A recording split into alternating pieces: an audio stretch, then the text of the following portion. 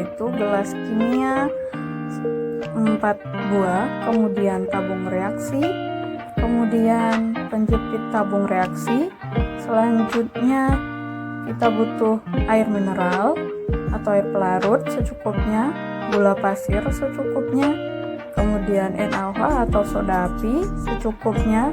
Kemudian kita juga membutuhkan sumpit atau stick, kemudian kita juga membutuhkan pemantik api, kemudian lilin, kemudian kita juga membutuhkan wadah plastik serta bubuk PK. Langkah pertama, kita sudah membuat larutan basa dari air pelarut dan NaOH, kemudian kita bagi ke dalam 2 gelas kimia ukuran 100 ml dengan volume yang sama.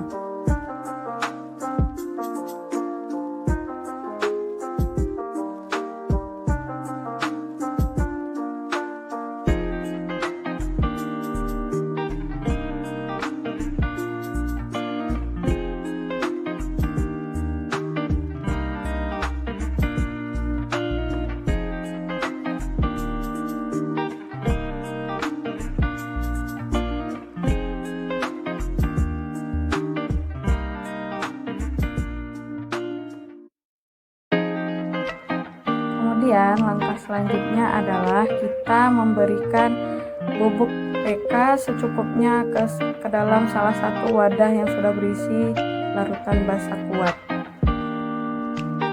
Kemudian agar bubuk PK tercampur merata dalam larutan, kita aduk merata.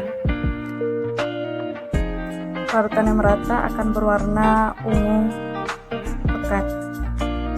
Dalam kondisi sebelum pembakaran, bubuk PK tadi mengandung bilox Mn7+. Kemudian larutan kita bagi menjadi 2 dengan konsentrasi yang sama.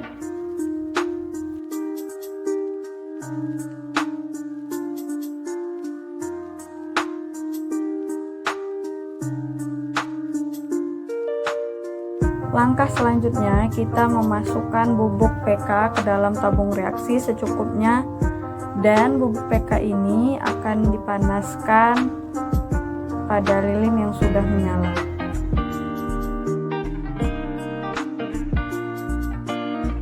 Langkah berikutnya, kita memanaskan serbuk atau bubuk PK yang ada dalam tabung reaksi, dan kita pastikan bubuk PK yang ada dalam tabung reaksi tidak lagi menghasilkan oksigen atau O2.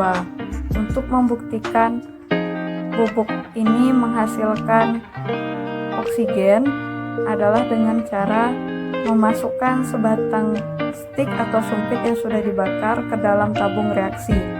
Jika stik menyala, maka bubuk PK sudah menghasilkan oksigen. Kemudian untuk memastikan oksigen sudah tidak ada lagi dalam tabung reaksi, kita masukkan kembali stik tadi ke dalam tabung reaksi. Ketika api sudah tidak menyala dalam tabung reaksi, berarti oksigennya sudah hilang.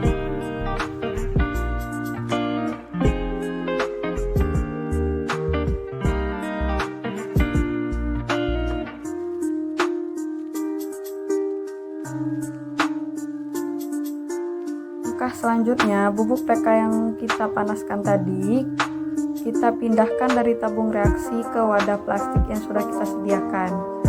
Kemudian bubuk tadi kita masukkan ke dalam gelas kimia yang masih berisi larutan basa murni. Kemudian aduk hingga merata dan amati perubahan warna. Setelah diaduk secara merata, warna larutan akan berubah dari bening menjadi warna hijau. Kemudian kita bagi larutan tersebut menjadi 2 dengan konsentrasi yang sama. Dalam kondisi ini, bubuk PK yang sudah dibakar memiliki bilox Mn6+. Setelah larutan kita bagi menjadi 2, salah satu larutan kita tambahkan dengan gula pasir secukupnya lalu diaduk hingga merata, kemudian kita amati perubahan warna yang terjadi. Selanjutnya kita tambahkan cairan vanish secukupnya ke dalam larutan yang berwarna ungu.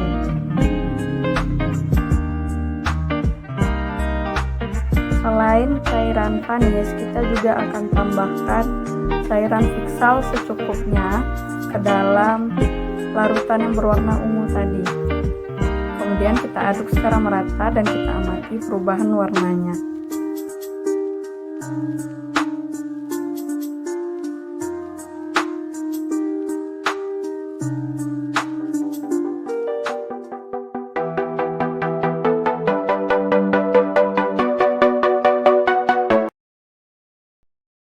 Baiklah, pada percobaan ini ada beberapa alat dan bahan yang kita butuhkan.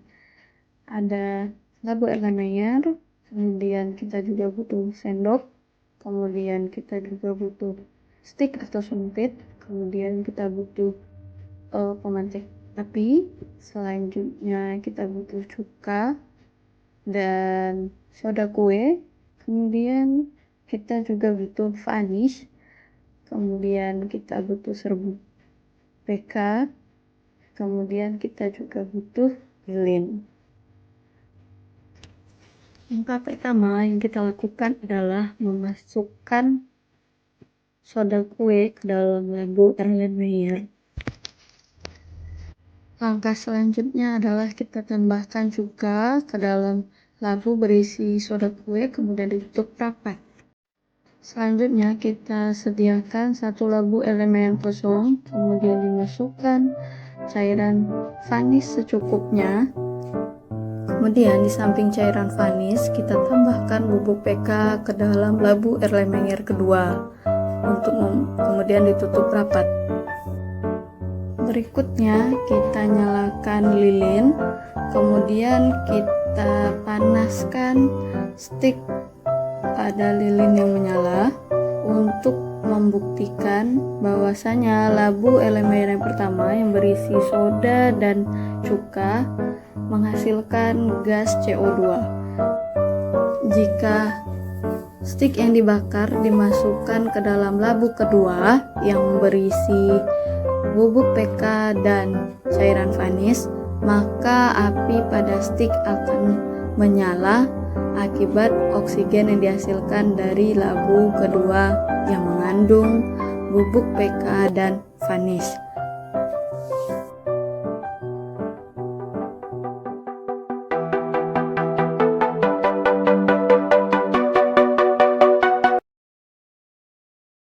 Baiklah, pada percobaan ini ada beberapa alat dan bahan yang kita perlukan. Di antaranya adalah gelas plastik, kemudian gelas kimia sebanyak 4 buah, kemudian kita juga butuh lidi atau sumpit, kemudian sendok, kemudian laksadin sebagai pengganti indikator fenolftalin, kemudian kita butuh soda api untuk pembuatan larutan basa kuat, kemudian air pelarut atau air murni, kemudian kita juga butuh air aki.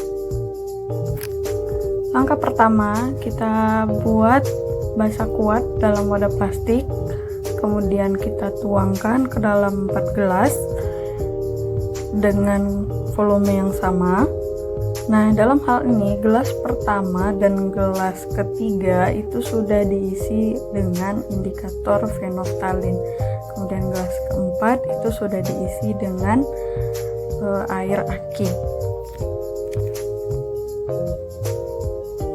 Gelas pertama dan ketiga itu akan berubah warna menjadi warna merah, sedangkan gelas kedua dan keempat sama sekali tidak ada perubahan warna. Hal ini terjadi karena gelas pertama dan gelas ketiga itu mengandung indikator fenolftalin, sehingga jika fenolftalin dimasukkan basah akan berubah warna menjadi warna merah.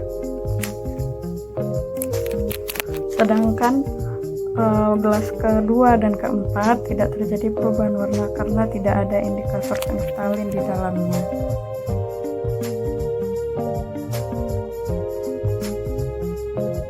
Selanjutnya, larutan yang berwarna merah tadi kita tuangkan ke dalam wadah plastik yang berisi basa kuat.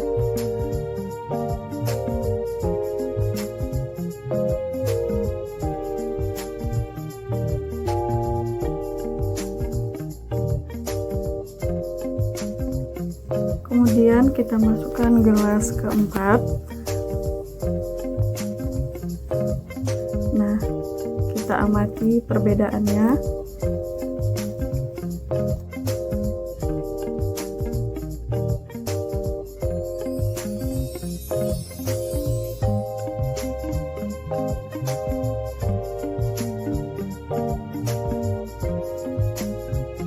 Ternyata ketiga gelas berisi larutan berwarna merah.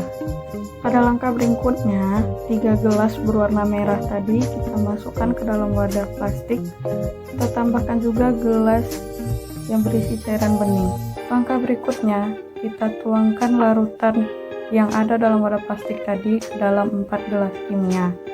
Ternyata warna yang dihasilkan sama untuk keempat gelasnya. Hal ini bisa disebabkan larutan yang ada dalam wadah plastik mengandung basa. Untuk mendapatkan hasil akhir dengan 4 gelas memiliki larutan berwarna bening, maka di sini saya mensiasati larutan dengan ditambahkan air aki beberapa kali.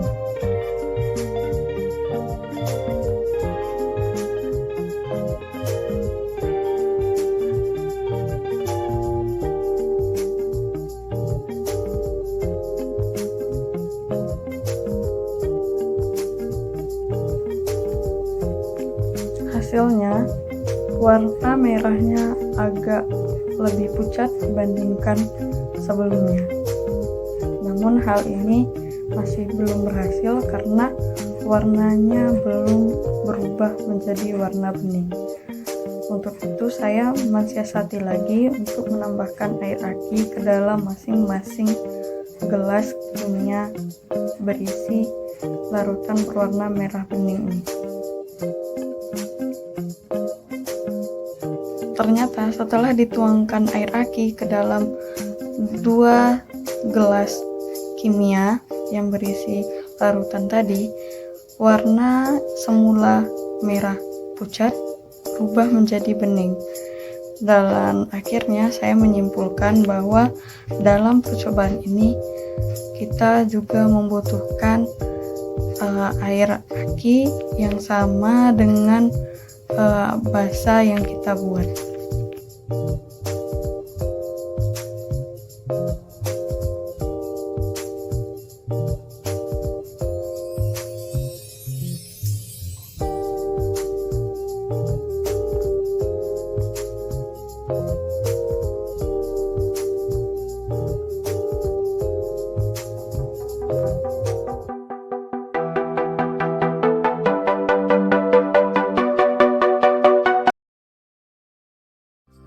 Baiklah, untuk percobaan ini ada beberapa alat dan bahan yang kita butuhkan. Yang pertama yaitu labu Erlenmeyer, kemudian Fixal, kemudian Beclean, kemudian Vanish, kemudian karbit dalam bentuk bubuk, kemudian tutup botol. Nah, langkah pertama kita masukkan Fixal secukupnya ke dalam labu Erlenmeyer. Kemudian setelah kita masukkan Fixal, kita masukkan bubuk karbit secukupnya. Kemudian kita aduk merata sambil ditutup. Kemudian kita tuangkan beberapa sepertiga untuk botol Beclean, kita masukkan ke dalam labu, kemudian muncul gas.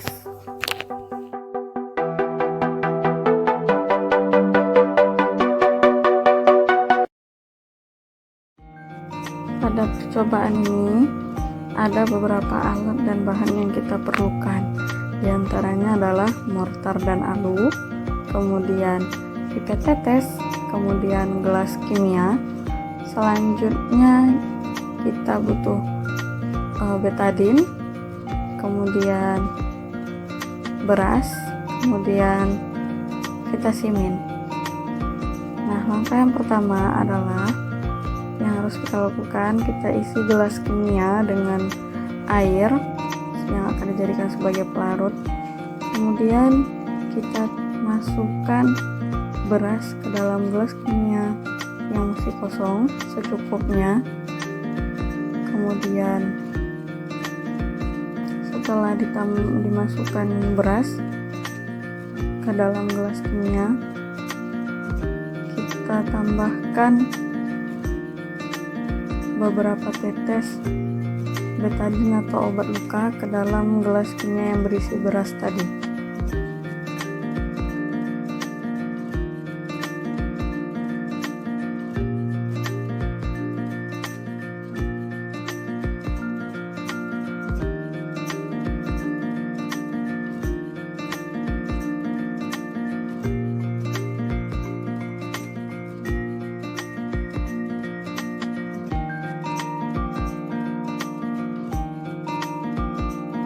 Kemudian kita aduk secara merata sampai seluruh obat betadin yang dimasukkan tadi bercampur dengan beras. Nah, sehingga beras yang ada di dalamnya menjadi berwarna biru kehitaman.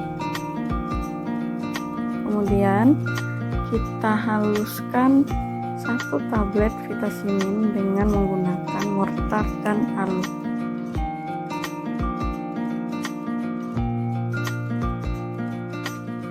Kemudian jika telah halus, kita masukkan bubuk vitamin ke dalam beras yang ada dalam gelas kimia yang sudah berwarna biru kehitaman. Kemudian setelah tercampur, kita masukkan beberapa tetes air ke dalam gelas tersebut. Selanjutnya kita aduk secara merata sehingga warna pada beras tadi sebelumnya biru kehitaman berubah kembali menjadi warna semula.